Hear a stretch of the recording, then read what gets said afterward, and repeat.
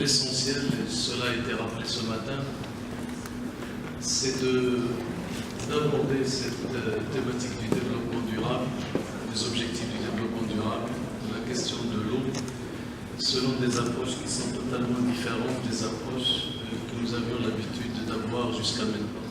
Je crois que les approches thématiques, l'eau, l'énergie, la terre, ou les approches sectorielles, l'agriculture, sont des approches qui ne correspondent plus actuellement à la complexité du monde et surtout à la globalité de la réflexion qui doit être l'approche unique, la seule approche, parce que, quel que soit l'angle d'attaque, un écosystème n'est pas un ensemble d'éléments ou de constituants séparés, mais c'est un ensemble d'éléments qui sont en interaction permanente.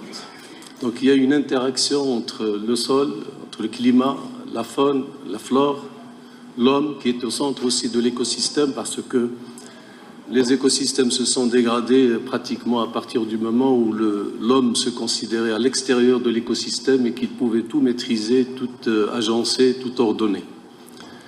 Je crois que l'écosystème est un ensemble et c'est à travers cette approche qu'il convient d'aborder cette thématique du développement et je suis tout à fait heureux de constater que les changements climatiques ne sont plus un domaine donc de techniciens, de scientifiques ou d'initiés, mais que c'est un programme global qui concerne tous les citoyens du monde.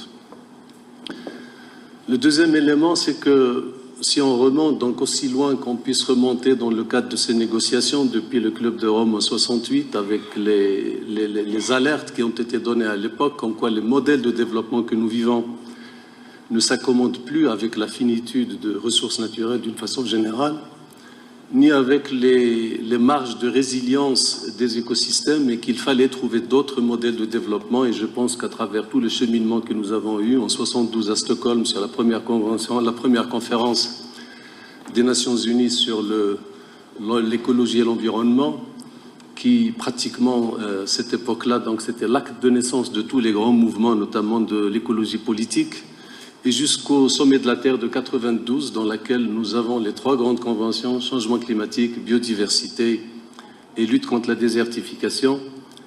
Mais lorsque on fait l'évaluation donc à Johannesburg en 2010, puis à Nagoya en 2002, c'est-à-dire Rio plus 10, puis à Nagoya en 2010 sur la biodiversité, on constate que tous les voyants sont au rouge.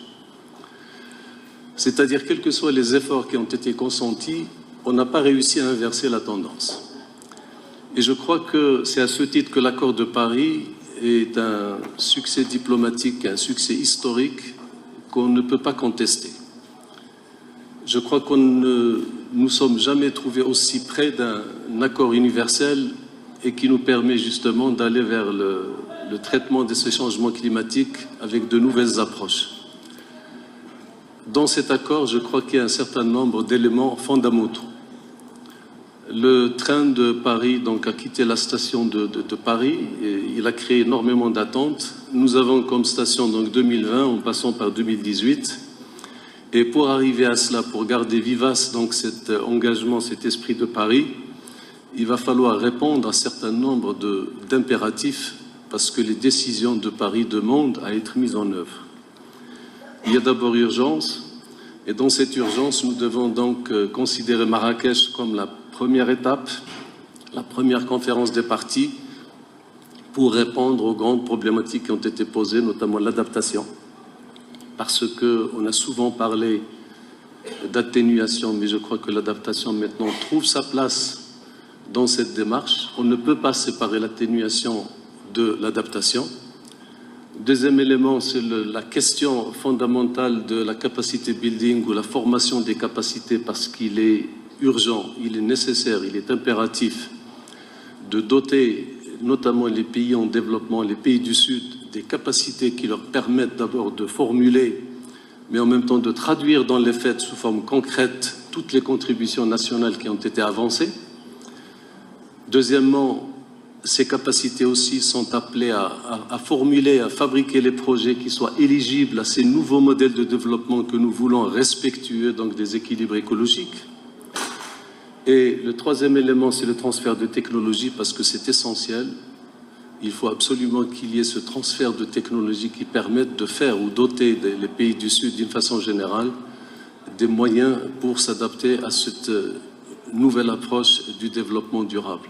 Et puis évidemment, il y a les risques, pas uniquement les alertes précoces, mais aussi tout ce qui concerne la gestion du risque. C'est essentiel, notamment pour les événements extrêmes pour lesquels les pays donc, sont confrontés depuis un certain nombre d'années et pour lesquels il va falloir avoir des plans d'adaptation et qui puissent répondre à ces événements extrêmes. Et puis enfin, il y a le financement. Il faut avoir aussi ce levier fondamental pour dégager les financements qui permettent de soutenir ces projets. Et pour soutenir ces projets, il faut rassembler toutes les conditions, pas uniquement sur les flux financiers évalués à 100 milliards donc de dollars à partir de 2020, mais aussi de le faire sans prélever sur l'aide publique au développement. Il ne s'agit pas de trouver des projets pour le changement climatique en troquant l'école, le dispensaire ou la route pour les changements climatiques. Donc il s'agit de flux financiers additionnels. Donc nous avons deux signaux à donner. Le premier signal politique à donner, c'est le signal d'abord de procéder rapidement à la ratification de cet accord. Je crois qu'on peut peut-être espérer, et je pense que ceci est à portée de main, d'avoir cette ratification avant la réunion de Marrakech, puisque nous ne sommes pas très loin des doubles critères des 55% du total des émissions de gaz à effet de serre et des 55% des pays partis à la Convention. Et je crois que ce serait déjà un premier succès important. Le deuxième signal politique aussi important, c'est celui de procéder à la ratification d'un certain nombre de chantiers qui sont ouverts. La ratification de l'amendement de Doha pour le protocole de Kyoto. Je crois que sur le plan politique, c'est un signal important. L'amendement du protocole de Montréal pour justement intégrer les hydrofluorocarbone et qui ont donc un effet majeur, même si la couche d'ozone donc a été recousue à peu près intégralement. Je crois qu'il y a un impact fondamental au niveau des gaz à effet de serre, un impact sur les changements climatiques. Et puis aussi toutes les autres discussions, notamment l'ICAO ou les discussions sur la négociation de l'aviation civile. Et je crois que ce sont des signaux politiques d'une extrême importance, notamment en direction des pays du Sud, pour montrer la bonne volonté que nous sommes tous donc, dans le même bateau pour aller vers le même cap, vers le même objectif. Et il y a évidemment les signaux politiques et les signaux techniques sur lesquels il faut travailler intensément, notamment au niveau de ce que je viens de dire, les risques, l'adaptation, les transferts de technologie, les capacités building. Donc avec cela, je crois que nous avons les moyens de cheminer vers cette mobilisation pour garder vivace l'esprit de Paris. Par rapport à l'eau, je crois que l'eau est transversale. Je pense que lorsque nous prenons les objectifs du développement durable des Nations Unies, l'eau est partout. L'eau est partout et elle est dans la lutte contre la désertification, la protection des terres ou la neutralité de la dégradation des sols. Elle est dans les océans, elle est dans la lutte contre la pauvreté, elle est partout. Donc elle est transversale et elle se retrouve partout.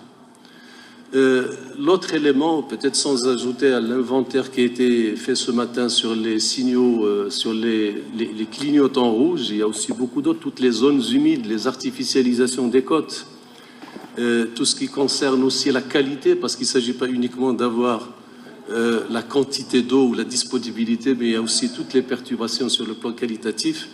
Donc tout ceci nous place devant une nécessité de répondre aux objectifs du développement durable pour lesquels il est utile de rappeler que le développement durable n'est pas uniquement l'économie verte. Le développement durable est composé de 3 éléments, c'est-à-dire comment créer les richesses en respectant les équilibres écologiques et en traitant l'aspect social, parce que l'aspect social est le moteur, si vous voulez, de toutes les fragilités, de toutes les vulnérabilités des sociétés modernes. Donc il nous appartient de ne laisser personne sur le quai. Et ce train qui a démarré donc de Paris, il devrait donc être inclusif et d'essayer d'apporter donc une forme de coopération, une forme de collaboration entre le Nord et le Sud, et d'essayer donc d'aller avec la même cadence et avec une forme de solidarité, parce qu'il ne faut pas se faire d'illusions. il ne peut pas y avoir de solidarité intergénérationnelle s'il n'y a pas de solidarité intragénérationnelle. Il faut lutter contre les disparités spatiales, contre les disparités sociales. Et c'est en luttant contre ces disparités qu'on arrive à mobiliser tous les citoyens du monde vers l'objectif du développement durable. Je vous remercie. Merci, Monsieur le Hadi.